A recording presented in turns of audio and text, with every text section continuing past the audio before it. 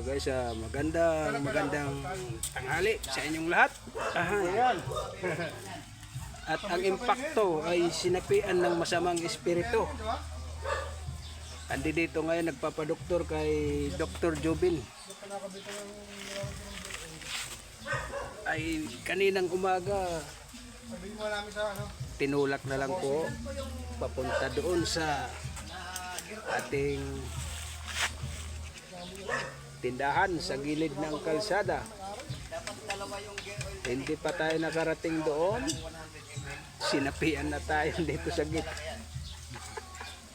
ng masamang espiritu. Buti na lang andito si Doc Jobin. Maraming kinakalikot to. Kaya kayo, baka mayroon kayong kakalikutin dyan, huwag kayo magdalawang isip. Kontakin si Doc Jobin at makalikot na kayo. Thank you.